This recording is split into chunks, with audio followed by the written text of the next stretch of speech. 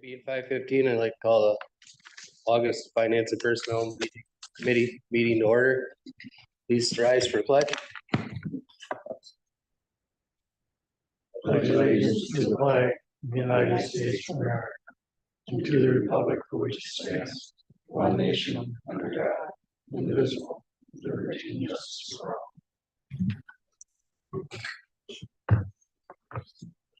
Are there any changes to the agenda? Can I get a motion? Make a motion. Second. Been made by Mr. Besaw, seconded by Mr. Roberts. All those in favor? Aye. Opposed? Motion carried. For approval of the July 2nd meeting minutes. Make a motion to approve the minutes. Second. Been made by Mr. Shea, seconded by Mr. Barrington. All those in favor? Aye. Opposed? Motion carried. Public comment? Community Development Director, Building Inspector positions. Chad? All right, I've got a PowerPoint here to keep me on track. So, why are we discussing this purpose? As mentioned in previous meetings and during the 2025 budget process, we are experiencing staffing challenges in several areas, one being our building and zoning department. Permits are up, and we have a challenge performing all necessary tasks. And what I put in parentheses is code enforcement, because we're just struggle. I would like to see more code enforcement opportunities out there, but we just struggle getting everything done with that. We were able to budget half of the cost for additional position in the building and zoning department in the 2025 budget. One of the reasons we could do that because we have seen more permits, so there's more revenue come in, which was a major factor. And then the intent is to budget the other half of the full-time position to make it full-time in the 2026 budget. So the purpose and proposal for tonight's agenda is to talk about the consideration of a second full-time position in the building and zoning department, review proposed job descriptions for the positions, and then review a wage scale for the new positions. So I just mentioned before that permit applications are up. Here's some numbers to show that. You can see in 2027, 2029, we were probably, looking at about 100 permits per year. On track with that. 2020 was that COVID era where everybody started doing home improvements at home. So they started getting more permits. So it started ticking up from there, and it just hasn't stopped. There's been federal money that's coming through. The housing shortage is going on, and you can just see, show that permits are up.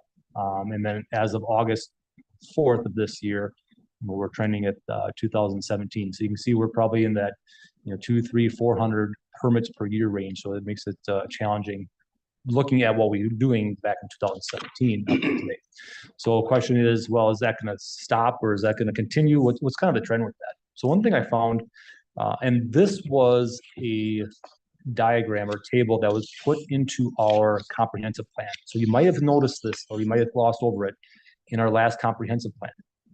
But something interesting to note, several decades ago, we were on track for, 200, 300, 400, 500 homes built in New London every decade. So like for 1970 to 1979, we had 544 homes built in the city.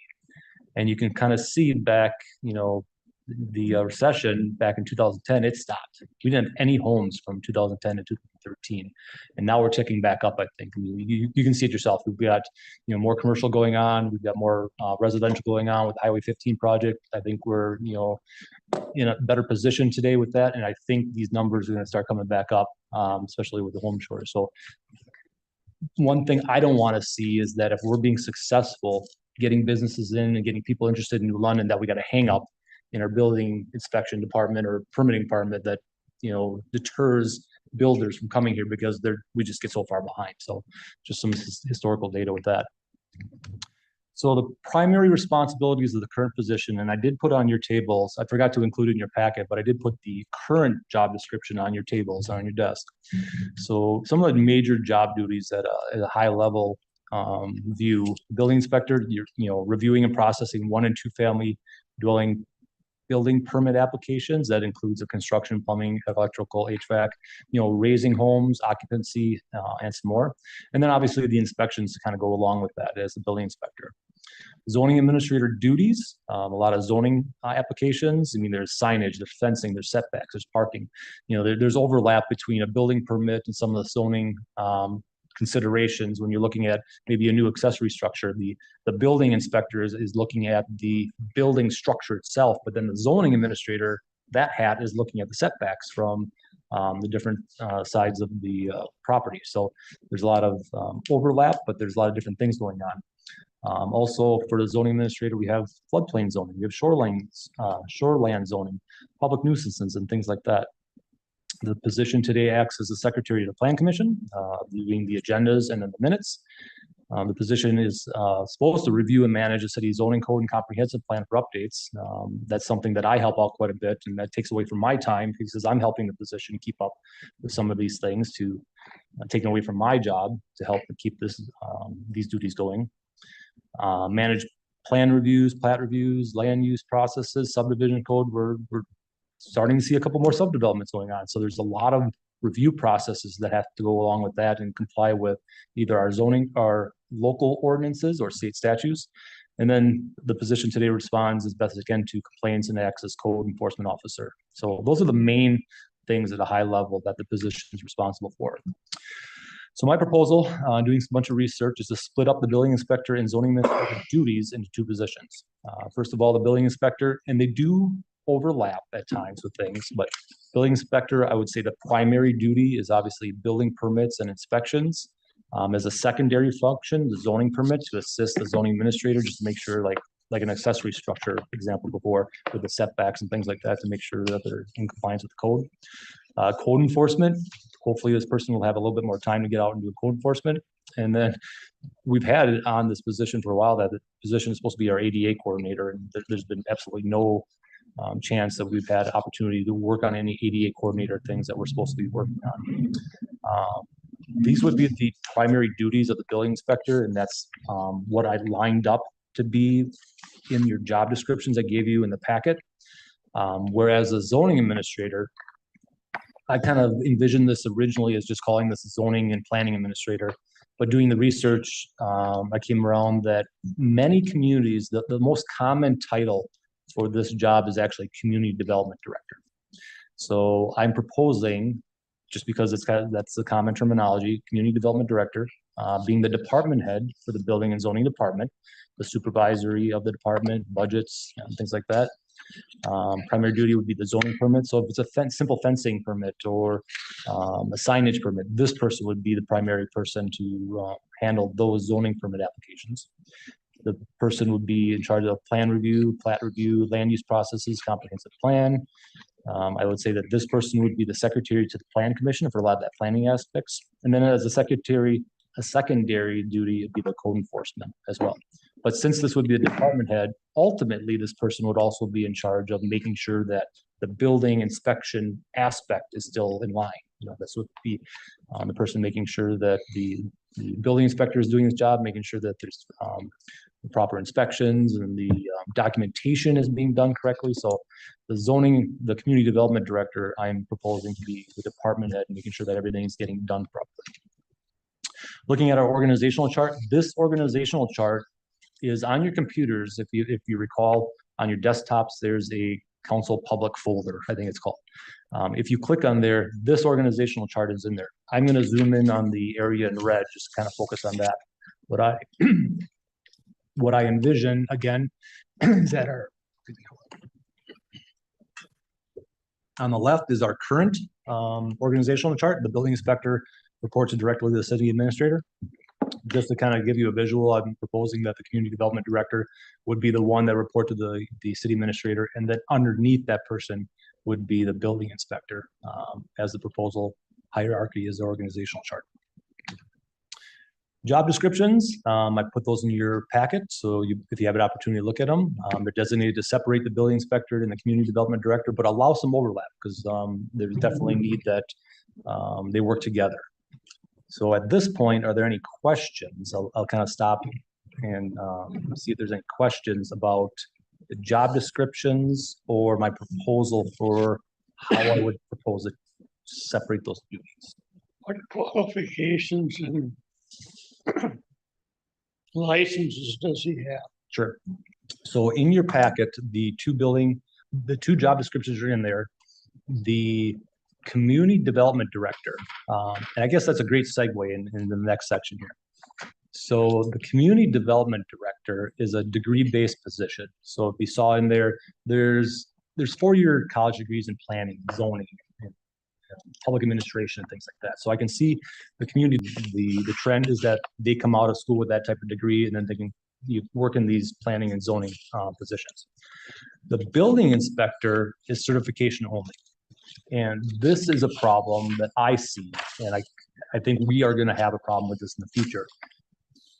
I have not seen a college or tech or any type of educational opportunity for a building inspector. It's simply on-the-job training, or you're on your own for education, and you're taking state certifications to become a building inspector. And on the residential side, like I got up on the screen, there's the Universal Dwelling Code, the UDC. There's the construction, the HVAC, the plumbing, and the electrical. So to be a full residential inspector, you need those 4 certifications to get that. There's also the mimicking 4 certifications on the commercial side.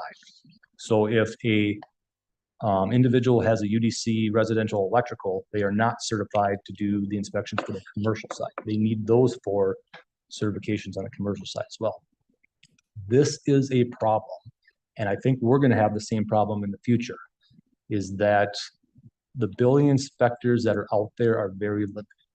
Wapaka had to have their position open several turns to fill their position. There's a bunch of them currently out there. I've seen in this research, many communities are having to contract out all their building inspection because there's not those positions that are out there. I think I've heard that Fond du Lac's have their position open for years. I just looking, there's a position open Fond du Lac right now. So I think this is going to be a challenge for us in the future, no matter what. Even if we fill the community development director position, I think that's going to be a little bit easier. The building inspector position, I think, is going to be harder, unfortunately. So with that said, I'll go on the next step here, unless there's any other questions. How much more time do we have with the current building inspector? He's retiring. Dave is planning on retiring. He hasn't given me a date yet, but I'm guessing 6 months. Oh, I'd be surprised if we have Dave a year. okay. So this plan would be to hire a new community development director. Dave would continue as the building inspector, help train, but Dave is not interested in adding more. He's probably looking at just kind of slowing down a little bit and retiring. So, yeah, but we would definitely want to use Dave for cross training and that transfer of knowledge as best we can before Dave leaves. So that's another reason why I would like to get this community development director position going, so we can utilize Dave as best we can. But yes, Dave is looking at. We don't have Dave for a long time yet, and we knew that when we hired Dave. So we had about 5 years. He told us about 5 years when we hired him, and along with that. As another aspect of my concern of the building inspector, when we hired Dave, we had 4 applicants. That was about 4 or 5 years ago. The 3 other applicants that we had were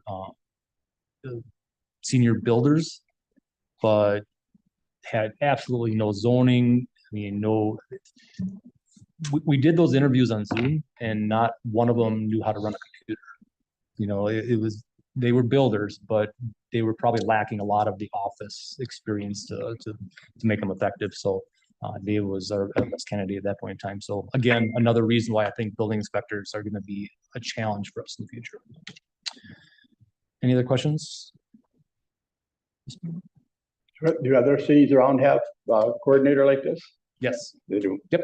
And I'll kind of continue that right here with that. So wage scale, I'm proposing to remove the building inspector position off of grade 16. On your tables, I did give you the full wage scale that we currently have for the city. I crossed off in red the building inspector and wage grade 16. And then I'm proposing to put the new community development director position grade 17, and then revise the building inspector, put that one in grade 14 based on the revision of the duties. And then I'm putting to note Dave's current salary would not change with this during transition. Again, we're not going to have Dave for too much longer, and he's going to be busy cross-training the new people. But how I justified that in my research here, building inspector comparisons, there's a few of them on the screen here that I was able to get information on. We've used Little Chute in the past as one of our comparison communities. Granted, we're not at Little Chute, but we've been under Little Chute's for our wage schedules. Their wage is about 66 to 83. City of Wapaka, they're about 85 to 65. Village of Harrison, a little bit, double the population of New London, 75 to 91. Village of Jackson, that I found is an open position right now. They're a little bit bigger than us, 72, 8 to 104. So that's where I'm proposing grade 14, which is a $63,000 to $81,000 slot, which fits us in between Little Chute and Wapaka. A little bit smaller in Little Chute, a little bit bigger in Wapaka. So that's why I felt that the grade 14 felt like a nice fit in between those comparison communities there. Any questions? Moving on to the community development director. Here's some comparisons I found. Again, Village of Little Chute, they're at 100 to 125,000. Wapaka's Wapaka calls it a community development director position, a little bit different title, but same duties. About 75 to 87. Village of Kimberly, right around our size, at 80,000 to 110. Two Rivers had theirs open at the end of 2024. Their job posting just said up to 110. I don't know what the starting one was. I tried to research that, but I couldn't find anything else. But I've got the high end of what they were offering that position last year. I think it was about September. City of Sturgeon Bay, I think this was about 2 months ago they had it open. They're an anomaly because they're not that much bigger than us. They've got that position up quite a bit. So I don't know if that's a new trend that those positions are going up quicker, or Sturgeon Bay typically has more difficulty. They're a little bit more remote. They might need to pay their people a little bit more. I don't know. I haven't compared their other wages, their other positions, but they're a little bit higher on the scale for that position. So my proposal again was to kind of fit us in between the Little Chute and City of Wapaka, as being a little bit bigger than Wapaka, a little bit smaller than Little Chute. Grade 17, 87, 100. So with that, the recommendations, if you feel like you want to go forward with this plan, would be to recommend to council updating the job descriptions for the building inspector, proposing the new job description to create the new community development director position with that job description, and update the city's starting wage schedules and moving the building inspector to grade 14 and inserting the new community development director in the grade 17. With that, any questions?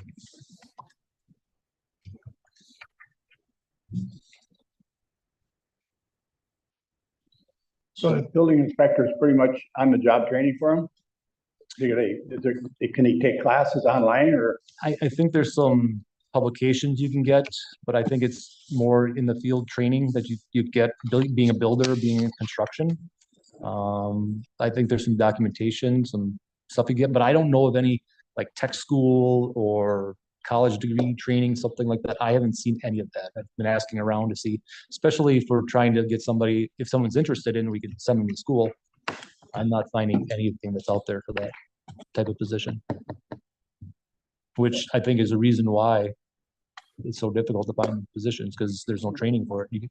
You gotta get that education on your own, take those certifications, and some of them are pretty hard. The electrical and the plumbing, I heard, are pretty challenging tests to take to get those certifications. So this would be creating a completely new full-time position Correct. of community development director. So where does that put us in 6 months? We still don't have a building inspector. We will have to turn around when Steve decides to, decides to tell me what date he wants to retire. I want to put that out as soon as we can to hopefully get that position going. We're going to try, we're going to see, but I've heard that Ripon recently offered the position and didn't get anybody. They ended up contracting out with MSA for all their building inspection. I know Kimberly, they said their community development director, they've got this director position, but they contract out all their building inspection as well. This position might be more of a supervisory role. If we have to contract out, it's going to be good to at least have this position at the window, so if people come up, there's a body to talk to. But I got a feeling that unfortunately, we might be contracting that out in the future for all our building inspection. I think we try. I think we put it out there. Maybe there's somebody out there that doesn't like where they're at and want to come work with us. Might get lucky, but I got a feeling that's going to be a hard one in the future. So where they contracted out, does it increase the fees more for people or is it? Kind of a- Typically, because we contract out a commercial right now, and typically it's percentage based. So whatever the permit fee is, we collect, they get a percentage of it. So if we don't have any building inspections for a year, we're not paying them anything. But if we have 20,000 building inspections in a year, you pay a percentage on the permits that have been coming in. So this new position would be kind of coordinating and doing the zoning enforcements and that kind of back work. Secretary to the planning commission and There's other cities that I've found that they'll have the community development director position, but then they might have a administrative assistant just to help with that workload of the managing of the building, the building permits and things like that, coordination with the contracted building inspection service. Gotta cross that bridge when we get there. Dave, after Dave retires, we got this guy hired. He's been trained, you know, a little bit on the job with Dave and stuff. Mhm. And then when Dave leaves, we got to contract it out. This guy could be possibly the guy back at the window, so to speak. Yep. And then he could kind of be the middle person, I guess. Pretty much. Okay. Yep. And like I said, I'd like to have somebody at the window yet to answer questions. If Definitely. we get residents that come up all the time and just want to talk to somebody, you know, Yeah. and it'd be nice to at least have a body in there to manage it. But then, you know, say, okay, you got to fill out this application, you send this in, and then a building inspector would contact you potentially, you know, down the road on your application. so with the position, since it's new, how do we evaluate and assess it effectiveness? I know the probationary period is 6 months, but I mean, whenever you create a new position, you're putting that in the budget forever. I Mhm. mean, you can't get rid of a position. So that's health insurance, that's everything. And I know some of the funding is coming from building permit fees Yep. and stuff like that. And then, of course, if we can't find a replacement building inspector, You know, and I think I've just shown that the permits are going up, and I foresee us building, you know, more in the future. You know, we've seen that growth, we've seen that development. Like I said, the last thing I want to see is that, you know, that I'm successful in drawing, you know, people in and be interested in New London, and then it stops at the building inspection zoning department because, you know, it takes them 5 months to get an application, it gets a permit. You know, we don't want that. And we want to have that good turnaround and Yeah. it's an investment. Hopefully, I mean, we anticipate that this will keep spurring growth and development in New London and show that we're easy to work with and people want to be here. What do you think, Judy? I just have one question about the ADA coordinator. Did you add that as a secondary to community, the first position, the supervisor? Because otherwise, if we end up contracting, Mhm. it would be nice to have that person. We're gonna have to figure that out down the road, I think. I can't remember. I don't have that in front of me right now. I have that in here or not.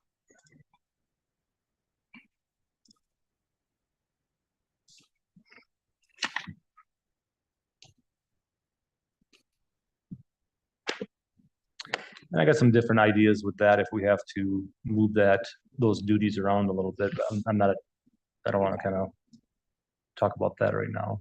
Okay. I don't think I had it in there. I think I kept it with the building. I just inspector wanted to position make right sure now. you had that on your radar, just in case we end up. I think, I mean, looking at the community development director position and looking all the duties that are on this person's plate right now, there's enough. Especially if we can't get the building inspector, then this position is going to be really the middleman managing building permits more. This person's not going to have time for EDA at all. I'm just curious, like if you did contract it out, Is there enough companies out there doing that work? Is it gonna take longer to get those inspections get done, contracting out as if it was somebody in-house? Right now, we contract out our commercial. Um, the name, the company's eluding me right now. Kunkel, yeah, Kunkel Engineering. I know MSA does building inspection. McMahon's just gotten into the world with that now. So there are companies out there that, and I think if we need to contract it out, I'd like to put an RFP out there to kind of get information from all these companies and see what our best options would be moving down the road. And if one company is, if we hire company A and consultant A and they aren't doing it for us, they're too slow, no, we'll look at consultant B. It just sounds almost easier to contract it out because you're just paying them a percentage of the permit fee. You're not paying them out of the budget. It's out of the permits. So I still think that the community development director would be a good position to have just to oversee that contracting. But I guess I wouldn't be too scared of losing the building inspector and contracting it. Yeah, So- and there's other duties there because there's the code enforcement, because the community development director will have some code enforcement, but not all that. And it's nice. It's definitely nice having a building inspector in the office when people come in, hey, I want to build an accessory structure. You know, how tall can I go? What, you know, so that having someone on staff is nice to have that feedback for the public when they come in. They want answers right now. But to your point, if we can't do that, we're gonna have to contract out. So to echo a little bit what Chad said, in the interim, before we had Vincent, I talked to a lot of builders that contacted me that our contractor was only here certain days. They're ready to pour concrete. Nobody inspect their footings, nobody here. You had to schedule your time, and it was holding a lot of processes up. A lot of contractors were getting angry. A lot of homeowners were getting angry on their improvements. That's the number one thing that I heard, is that there was no service. I do hear it with Mr. Vincent. He has a lot of stuff on his plate. He's spread thin. He's not being able to get every place. And we got to keep these contractors moving as far as people want stuff done for their improvements. I mean, that echoes a lot of what Chad is saying. Would the new guy that we're hiring, would he be able to, like, say, you're talking, the guy comes in, he wants to pour his concrete, can't get it done. Would he be able to approve something like that, or would he have to wait till the building inspector? I think that'd be a conversation with what he could do, whether somebody can go out and take pictures to give it to the building inspector or not. I'm not at liberty to say that a non-certified person can, inspect something. We'd have to work that out with whoever the consultant is. If you aren't here, what can we do to get you information that could keep the process going for inspections and stuff?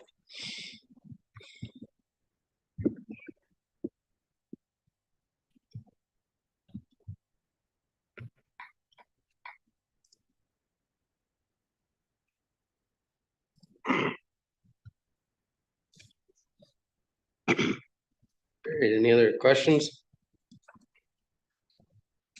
This look like something we want to do? Are you looking for a Are we looking motion? for a motion?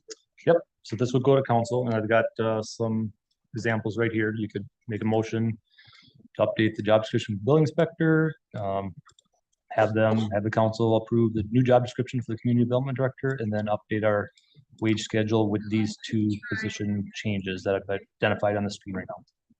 Do you need 3 separate motions? Could do them all in one, could do them all three. I make a motion to update job description for the building inspector, the new job description to create the new community development director position, and update the city's starting wage scheduling with moving the building inspector position to grade 14 and inserting the community development director into grade 17. Second. Okay, motion been made by Mr. Robert, second by Mr. Besaw. All those in favor? Aye. Opposed? Motion carried. Moving on to consider ordinance regarding appointment of members to boards and commissions. Chad? In your packet was a copy of the current ordinance, 1.4 subsection 5. This is in regards to members of boards and commissions, like the library museum board, the cemetery commission, PFC. reasons. Number one, we've had some situations where commission members and people have been moving outside the city limits. So this creates some challenges with sticking to our ordinance, which currently says that the majority of members need to be have their principal place of residence in the corporate limits of the New London. The second reason why we're bringing this up to the committee for consideration is just the challenges for finding people, even city residents, to step up to be on boards and commissions. And I'm going to kind of kick it off to Mayor Mark about what his information he has with that. So when I first took over as mayor and or as elected mayor, however you want to say it, I seen there was a big gap between community involvement. And that's when, if you remember back, we added the little tab on the front page of the city webpage. And that simply brings people to the form of filling out if you're interested on serving on a committee or not. I advocate for that every time I talk to somebody. I advocate for that every time somebody comes to me with a complaint. Those are the people that pay attention. They're the ones that care. But up to this date, I have 14 seats. So in 6 years, I got 14 applicants of people saying that they're interested. There's a huge amount of support for people that have businesses in town. They all want to succeed. They all want to be involved and help.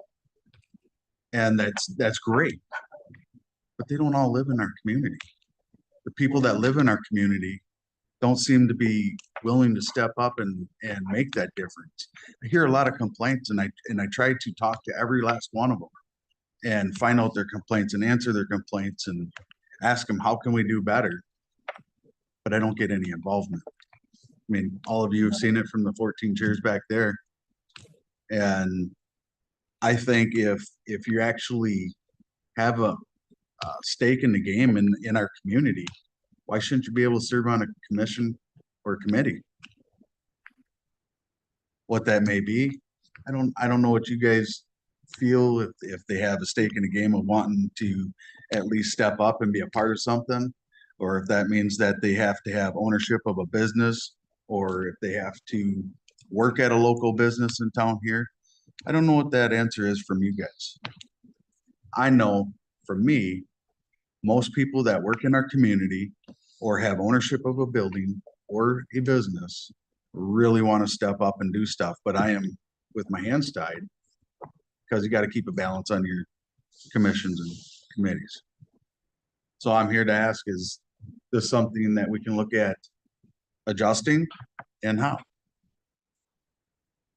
So the major changes to continue that would be to still have that the majority of members would be either principal place of residence, or this would be the new part in red, or employment within the corporate limits of the city of London.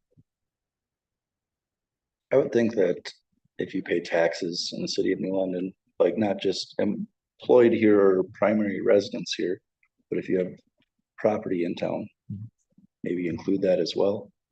That's a good one.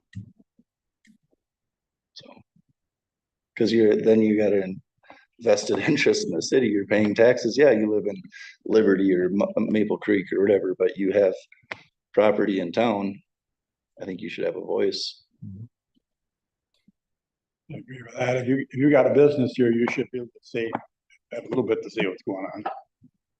And a lot of major decisions end up at council anyway. Right. The So, elected yeah. board, with a lot of these are just the boards and commission level. My only concern there is how far do we go? I mean, we could have a person that supposedly has a business in New London. He could not even live in Wisconsin. Might not, He's not gonna fly. might here not for even a live in commission. the country. I mean, I respect totally that, and I've heard that argument forever. My brother owns property up in Gresham. They raised the school taxes 37% in 1 year because they didn't want to go into the Shawano School District. They wanted to keep their own little school that was falling down. Should he have had a say? I can't answer that, but you gotta be careful about Pandora's box here. You're gonna find yourself in the same boat as Maple Creek. You got a landowner that doesn't even live in the town, that's got the whole town up in arms. So I understand like on economic development, parks and recs, different commissions and boards and stuff, but some of these are pretty serious commissions and appointments that have a lot more pull and power and clout than you would think. You know, they affect a lot, things that the council don't even have control over. So you gotta be careful about just opening it up to all taxpayers. Granted, if somebody's got a vested, you know, we don't make our police chief or our fire chief or live in the city. I mean, we might not have, but most of them work here, you know, and if they're working at Amcor, why wouldn't they be a first person to respond down here to get a truck? And so there's a fine line with that, but you gotta be careful about, we could have a foreign country owning a bunch of buildings in New London. And now all of a sudden to put them on one of the most powerful commissions or boards that there is. I think you're going a little far with that because of the fact that we do Right. have checks and balances of council approval as well. I mean, just because you're eligible doesn't mean it's you have Correct. to be. A couple times a year, you ask us for council approval of an appointment. But most of the boards and commissions are appointed by you. And I don't question your authority or your decision-making or anything. But loosening up even more, yeah, I just want to make sure there's checks and balances, and I can agree and sympathize with Tim and Bob. If you own a bunch of property in town, you know, you should have a say, and I guess they can. We listen to people even that if they're not residents. But I'm okay with this, what's proposed here. But to open it up another layer to just say, well, principal place of residence or employment or property ownership within the corporate limits of New London. I hear you. I have a little bit of a heartburn over the employment. And I recognize your point that we would have say over who would be appointed. But I would have a problem with somebody who just happens to be a clerk at one of our stores in town who lives in Clintonville being on our commissions. We see a lot of opinions of people who do not live in New London about New London as it is. But they might work in New London. They might be coming through town every day. They might work here. So I have a little bit of a heartburn over the or employment. I would be okay with principal place of residence or business ownership within the corporate limits, because then it wouldn't just be somebody who owns a lot of properties and pays taxes and lives in Illinois. Because we've got some of those property owners who just collect rent checks, you know, and do they ever show up in New London at all? We don't know. Who do they have managing their properties? We don't know. So, but business, I would be okay with business ownership. And I also understand that that may or may not exclude some really good prospects who work in town, who, you know, maybe they work at the bank, but they don't live in New London, or maybe they, you know, they might work in a business and they don't live here, but just employment, I think, is a little too broad for my liking. I think you need to separate this into boards and commissions. Boards are made up of us council members, and, you know, like economic was, Well, those are committees. Committees. I'm sorry, committee Yes. and commission, separate them two words. Yeah, because this isn't addressing committees at all. This is The one like, that's scaring everybody is commissions, because the planning commission can do whatever they want. And we don't, well, we have representation there, we do, we're at the meetings, but they can do whatever they want, and we don't have control over that. The rest of them we do in a council meeting. the committees you Not do, really. but like, Commissions, we don't. correct. And that's So- by design. That's separation of powers by design. So then we need to separate these. Because from what I'm hearing, everybody's scared of the commissions being able to be overrun. By people who don't We even can't live here. stop it, Mhm. but the rest has to go through us, or they have a budget they have to follow. So it doesn't, you know what I'm saying? So all Understand the what I'm saying? committees run through, the committees are designed to be a linear aspect of the council. The boards and commissions are all designed to be separated. The PFC, the Library Museum Board, Cemetery Commission, you know, all those, they're designed as a separation of powers from the council.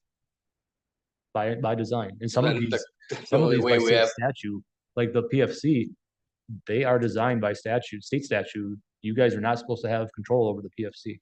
Same with libraries and museums. That's designed by state statute. So that's a good point, and there's a good reason why that's like that. Mhm. But then on the same note, those commission members are appointed. The council votes on those Correct. commission That's your members. oversight. And there is also the risk where it could be politicized. Mhm. Say an existing or standing committee member doesn't agree politically with somebody in this room. That person is blocked Mhm. or whatever. And that could be that way today. And so there's a separation, but there's not. And that could be anyone on those commissions. It could be a resident on the commission that's, you know, but those are the powers that you have, the mayor has is the appointment powers, and sometimes the council has the confirmation of that, but you know, that's where the mayor comes up, and if the mayor position feels like an individual is not fulfilling their, you know, duties in that commission, or he doesn't feel like that individual is aligned with what the mayor and the council want, the mayor can reappoint. I guess that the other aspect I have for the place of residence, or employment, advocating for a change there to be, or business ownership would be, it's gonna be a lot easier for us to know if they're employed or if they own the business versus whether they're employed. They could retire from wherever, take a job somewhere else. You know, tracking employment is gonna be a lot harder for us to do Mhm. versus business ownership. And that's where, when the annual reappointment comes up, that question is, you know, and we've had that. We've had people that lived in the city at one point, they were appointed, and halfway through their term, they moved, and they didn't tell us. And we found out later on. That's one of the reasons why we're bringing this up, is because we've got that situation going on, so. On the same, Belinda, I can agree with you a little bit, but not really. I mean, employment, what if it's somebody like, I can think of an example of April. She lives, breathes, everything about her is about supporting the city of New London. 100%. I mean, free time, it affects her family life, everything. I don't think live in the city limits. Correct. Maybe just outside the city limits, but she's on a commission and a very valuable member. Can't even believe she would have even more time for us, but just is so committed to New London. That's an example of, that's a perfect ideal candidate for that commission, for a commission in the city. And it's like, I wouldn't exclude employment. But to go off of your continuation with the business owner, I do know of several who are in the same boat as, just like you said with April. they might not own the business, but they are business leaders in our community.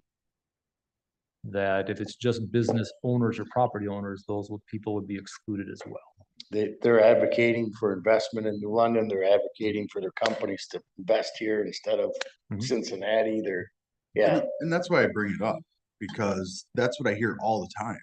And it's like, I'm sorry, I don't have really no room for you, but you know a resident? No, or this person, I call that person, got my hands full right now, I really rather not. But if you keep employment, that would probably allow 99% of the property or business owners that live outside the city, but have businesses in the city, their employment, they're employed in their own business, right. they would be eligible in that case. I'm really happy we're having this discussion, and John brought up some really good points. Mhm. I think this is kind of dangerous, messing with this ordinance. You are opening Pandora's box, and I think we should just keep it the same. That's just, why mess with something that's been working so well for hundreds of years? Well, and that's the It's problem. not It's starting not to work working. It's well. not That's because the he can't get problem. people. That's one of the issues. So the whole need is, you need people, or you got people in positions you wanna not have there? No, we don't have nobody to start filling stuff with. People start moving around and stuff. That's what I'm saying. In six years, I have 14 people for positions, and not all of these 14 people live in the city either. And you talk about when people start to move around, you have to keep that balance on the commissions and committees. And it's becoming more and more of a challenge. When I first came into office, there was open seats. We don't have any current seats open that I'm aware of right now. But I do know of people that intend on moving. They're gonna have to be filled. We do have a council representative on almost every commission, right? I know we do for utilities, Some, Yeah, but I guess a council member can attend any commission meeting Yeah. that there is. But yes. I'm okay with a few minor tweaks, and I consider what you got going here is a pretty minor tweak. I think we've already been doing a lot of it. I just don't wanna mess with it anymore, cause it's like a mousetrap that could go off anytime. And it could flip real quick on us. On the residency one, you could do like the fire department does. The chief doesn't live in New London. There's a so far distance away from the London. So you could set up a radius of around the London that you have to live within 6 miles for the residency, rather than having it right in the city proper. Because in New London goes long ways around.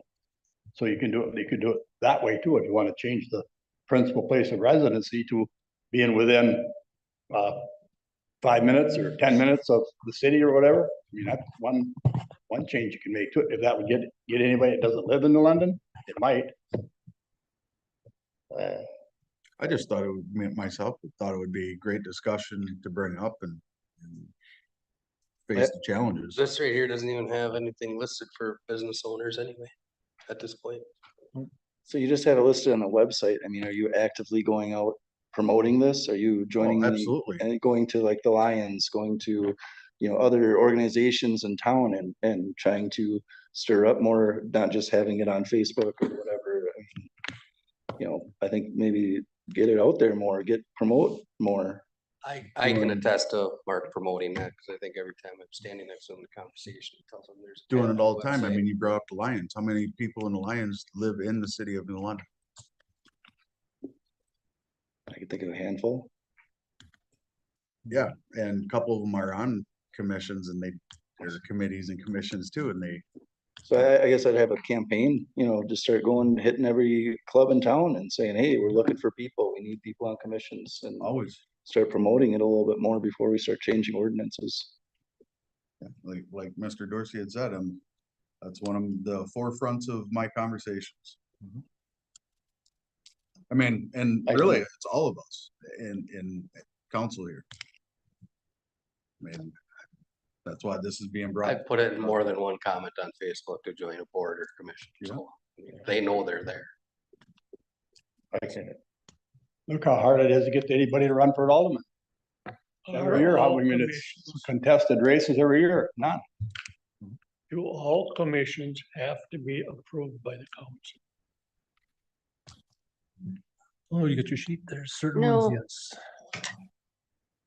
Not all of them though, I don't think.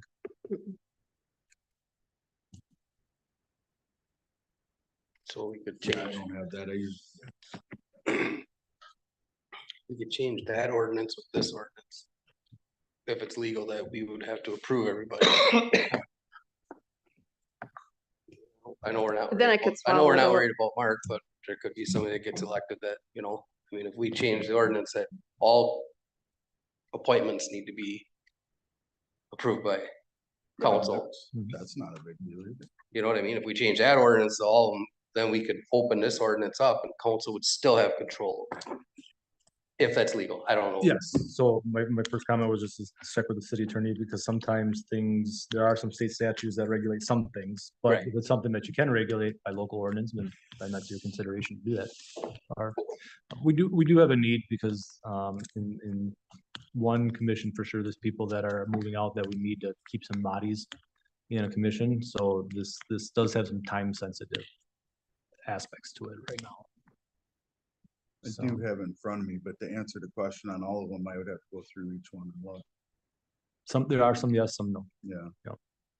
I just remember in council meetings, like, you know, you announce them and said, I don't need, but I need approval for this one.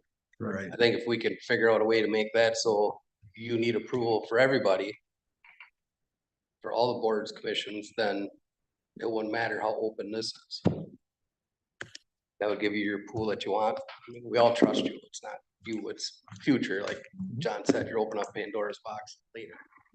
You could put the city in We could trouble definitely look at that. later. Do we have council representation in every commission? We don't, PFC, you don't, let's see, cemetery commission, you do not. And some things you can, some things you're not supposed to. Is it, I was just asking. Yeah, like the PFC is supposed to be, by state statute, they're supposed to be. Completely there's separate? Separation, police and fire commission and the council. So they have some statutorial responsibilities are spelled out for them in that aspect. But there are some, like Mike's on utility commission. So some of them there is. I just didn't know if there was anything in that statute saying, I mean, it's still city funds that are being distributed Mhm. through police and fire, through. Yep. So. and I know- Planning commission is one that I think of a lot, because you're actually creating laws that are specific to the And city. of that Millennium. one we'll be addressing a little bit more when we do our codification, because when I was talking to the attorney about that one, you really questioned if the council was supposed to be able to come to a commission and vote like that. So you guys do committees, yeah, because committees, like I said, are the linear of the council.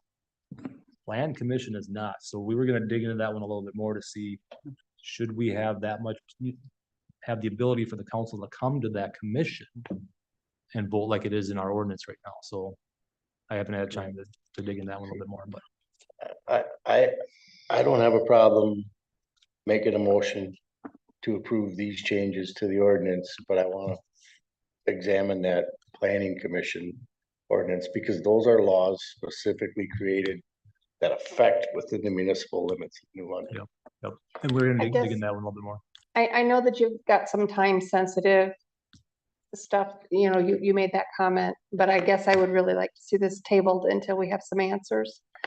Answers to Dave's, answers to John's, and you know, I can take some Zantac and get over my heartburn. So to back up, did you make a motion or not? I did, I made a motion. So Oh, there is a sorry. motion.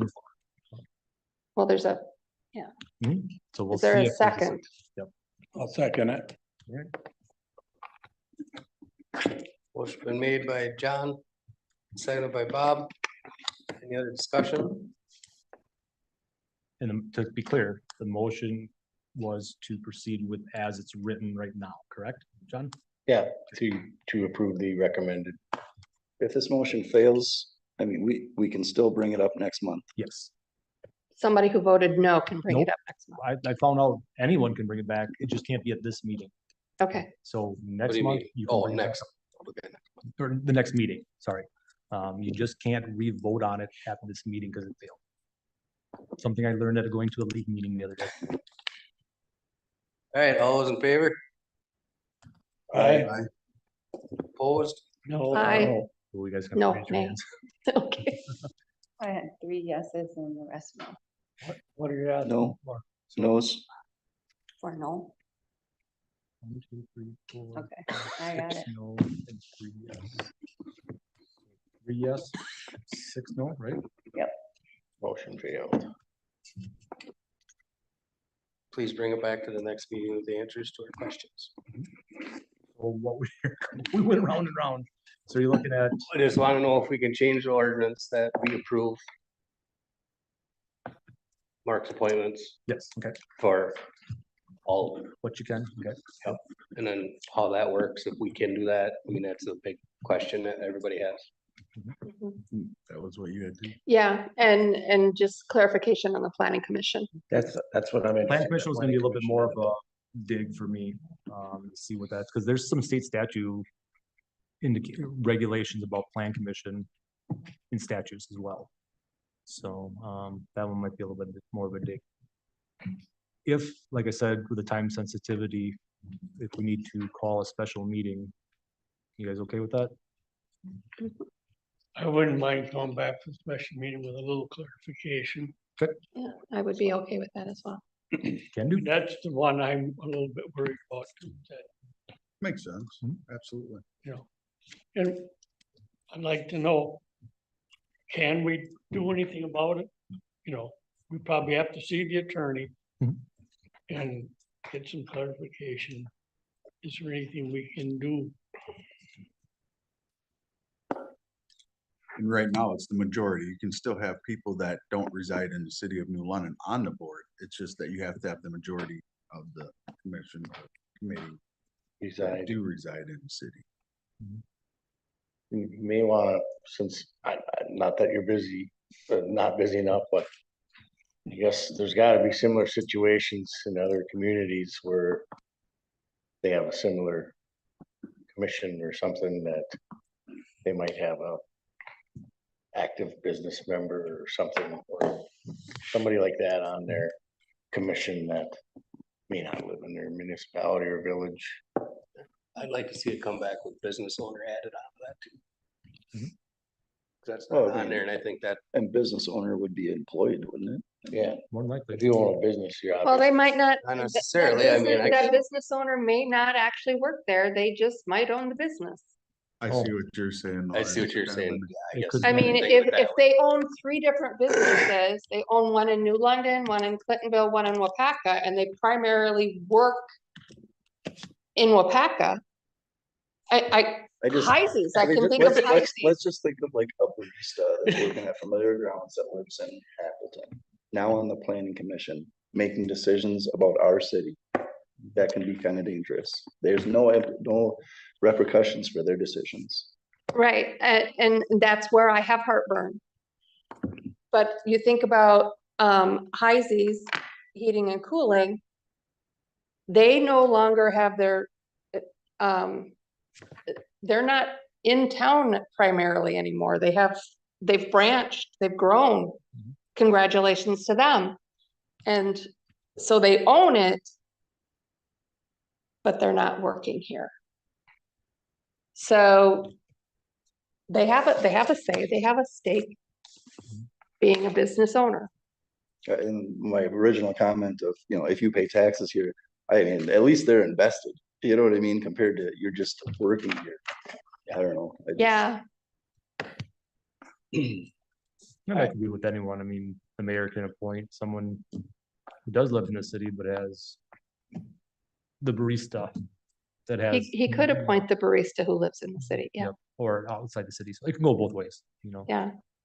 They could be a renter. Alright, so bring that back next month. Well, On to the, next meeting, whenever the next meeting is, whether sorry, it's special next meeting. Yep. And move on to finance director's monthly reports. Judy? All right, so the monthly reports, we are reporting on half of the year, so currently in the end of June. So This one has a little more detail on it. I can tell you at this point, anything that's over it is explainable, and we have 57% here on social services, but we have a contract that we pay at the beginning of the year, so that one's gonna even out. We actually have our equipment maintenance, at 50%.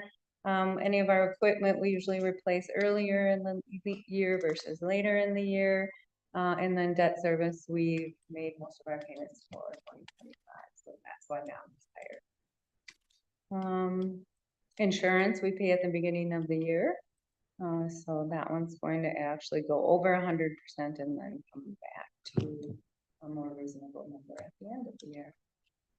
But everything at this point is looking good and looks like it will come in budget for 2025. Any questions on any of that? Okay, and our revenue report.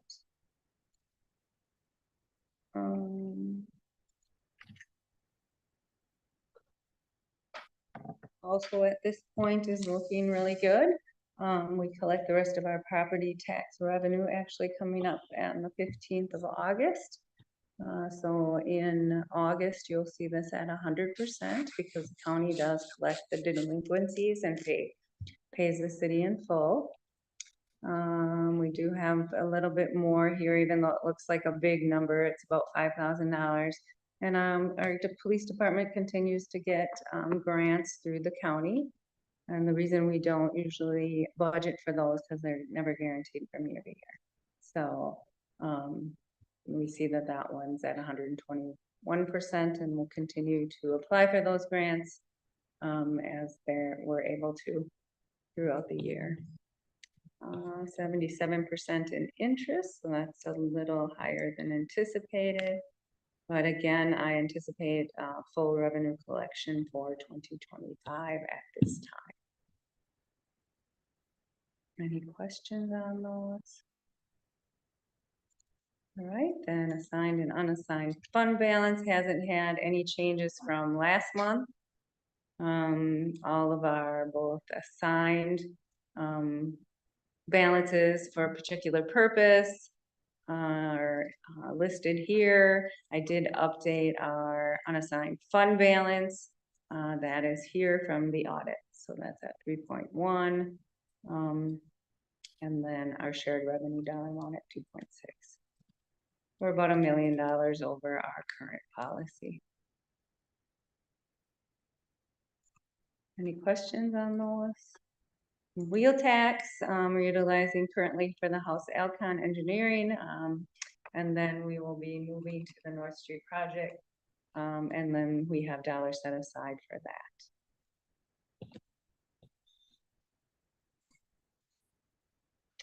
And then the debt issue, the remaining dollars on there is our library donation. I also have some House Alcon funds here, and then the HVA system at the senior center. And both of these are being worked on currently. And this one we will talk about before that is disseminated.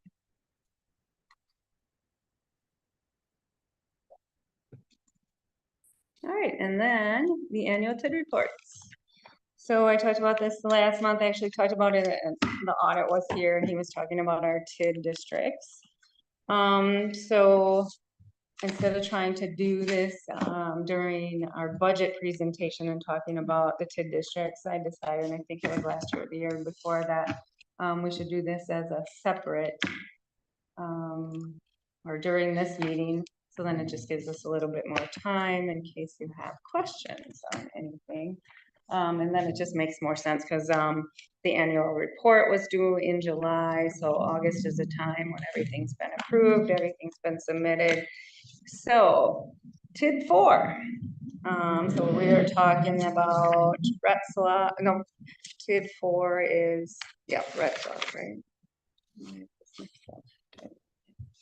Let me get my bearings. Yep, Oshkosh Street, Retzlaff. So that is outlined right here. So that's what that TID district looks like. And this is number 4. So the annual report and this is what I submitted to the state of Wisconsin. Plus also the joint review board is required to look at this every year and approve it. So, and I actually submitted and then it's approved. That's the process that the state of Wisconsin asked that we go through. So you can see that we went into TID 4 with a negative 41,000. We collected increment of 16,000. That was on the revenue side. We spent some dollars on capital projects administration over in that district. And we are at a negative $178,000 in that district. And this was audited also. So that number would be included in the audit under unassigned fund balance and a use of our fund balance until the district actually pays us back. So when I presented you to the unassigned fund balance of 3.1 million before this presentation, that has this dollar amount out of it.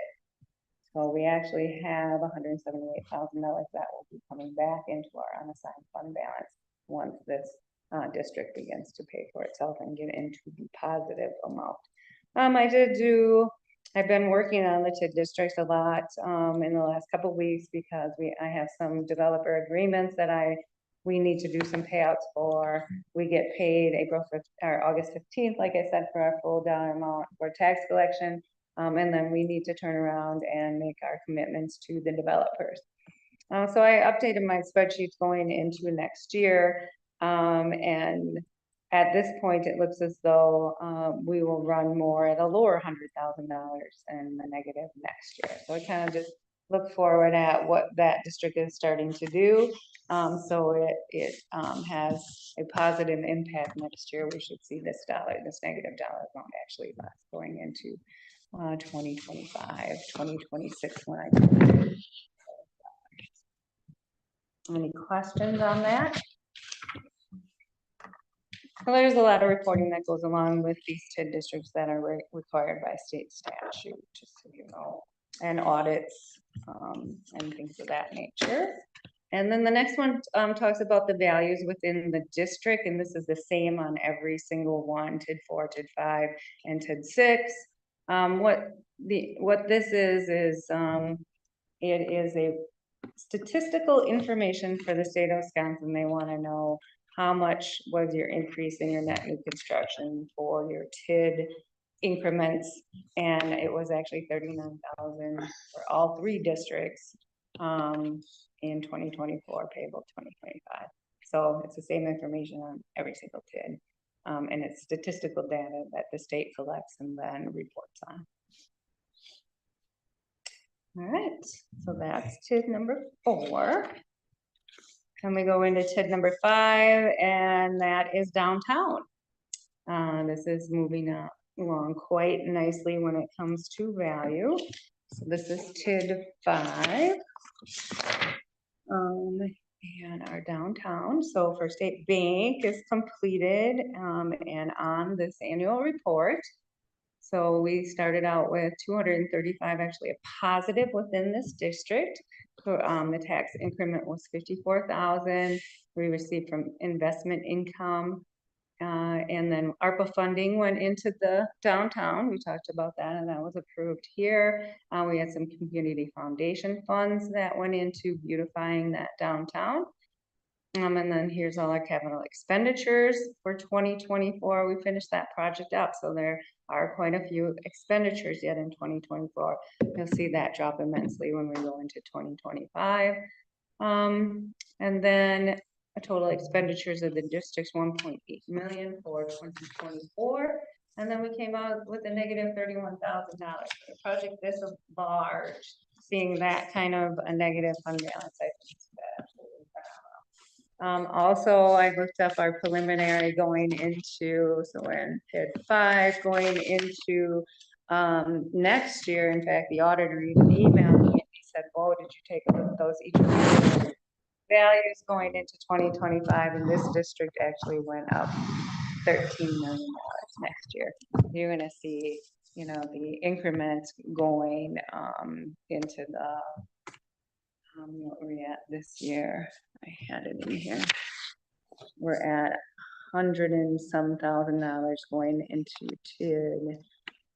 this year, so we're gonna see some pretty big increment coming into the following year, but then we're gonna have, Swiderski also in their commitments to them being payable next year, but we could see this district actually going to the positive. I know Chad has some things in mind for moving forward within this district, so make sure we keep our communication open and take a look at what's going on downtown, but yeah, it's really looking nicely at this time. So that is our downtown. Now we move into TID 6. TID 6. And this is just the statistical information again I provided for you. All right, so then we're at Titan. Also have a developers agreement with them.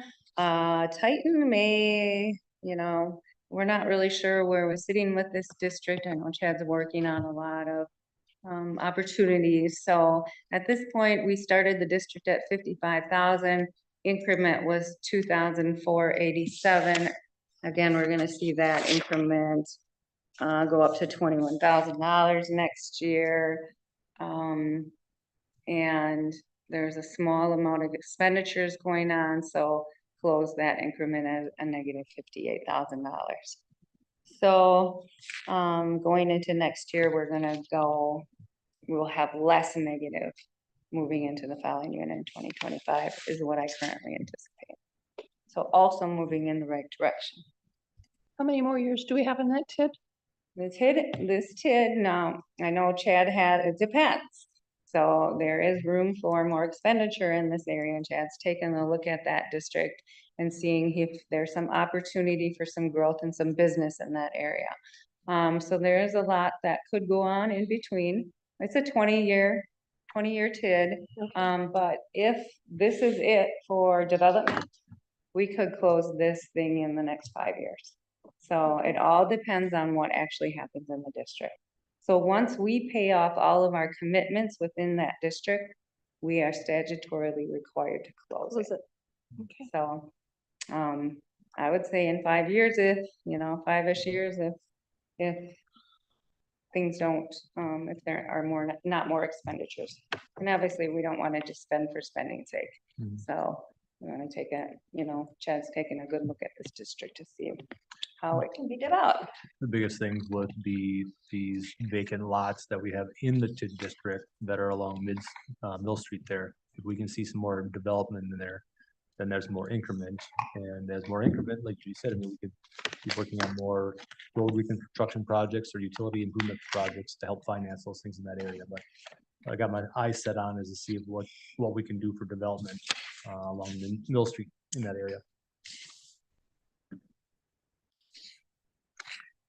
So if anybody knows of a potential developer who wants to develop on Mill Street, send them my way. We can talk. What's it zoned? I believe these are highway commercial. Okay. All right, then. TID 7. And TID 7 is not actually at a point where I have to do an annual report yet, but I thought at this point I would just update you of where TID 7 is at. So TID 7 is our Aldi and this other land that is around that area. So this is what that looks like. That's what TID 7 looks like. And currently this is the expenditures. So TID 7, we spent $14,000, and currently that is what's owed back to the city's unassigned fund balance. That was another one that going into next year. So we're at TID 7. We saw a $2.6 million increase in this value. So we should see a nice increment coming in. So it's going to be 25 going into 26. So these always take 3 years before you actually see an increment. So we're finally seeing those increments start to increase, and you'll see that next year that we're going to see some pretty large increases in these increments moving forward. So also doing, so far very well, but Chad's working on this district diligently also, trying to get some things done So that, we don't close it out as quickly as we opened it, and we actually opened it so that, we could get some infrastructure in that area and hopefully get some businesses, settled in that area. So that also currently doing well. In that particular district, Aldi's, it worked out really good that we were able to create that district before Aldi's built, so we can capture 100% Aldi's increment, and there was no grant associated with that one. So we are collecting and retaining 100% of that increment, which hopefully in the future will be used for road and utility improvements to get to the backside of that district. Over here. All right. So those are our 10 districts. And then, so for the month of July, I had to complete the audio or the video service provider report to the state. And then I completed the CIVMIC annual insurance renewal. I send all the vehicle information to the departments to review, make sure that all of our vehicle and equipment are listed.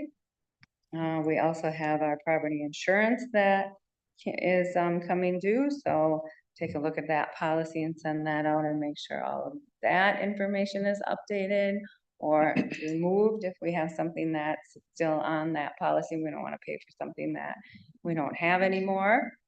So I completed all the information we needed for the state trust fund loans. That got an email that those were actually approved yesterday, so I'm waiting on notification from the state to give them the information they need to complete that. So now it's time to switch gears and move into a 2026 budget. So in August is always a big transition time for me, and I'd like to close out my 2024 audit as we did last month, and then kind of put that aside so that we can start moving forward on our 2026 budget.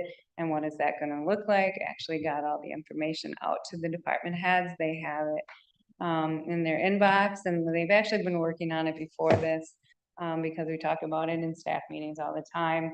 I try to give them as much of a notice as I can ahead of time so that they're able to also work on that in between everything else that they have to work on, because I know it's a big process for everyone. So I try to forward think with them through what due dates look like, capital projects will be coming up. So just a lot of things where we transition in August into our 2026 budget, not forgetting our 2025 budget that we're currently in, but definitely starting to forward thinking at 2026 and what that's going to look like. Along with that, Chad and I and the utilities are meeting with our health insurance. So this is always a big line item within our budget, and we're working on what that insurance is going to look like. We do have an October 1 renewal, which is called Heartburn in the Past. We're also working on possibly trying to either do some kind of a 15-month health insurance with a new carrier or work with the old carrier. So it's all up in the air right now. So we're working through all that process with the health insurance. And I will update you as that goes along and where we're at with that. And as always, that'll come to you for approval in the presentation. Probably early October. Maybe might have to have a special meeting depending on what all that looks like and when it comes in. So we are going out to bid and taking a look at what the market looks like at the same time.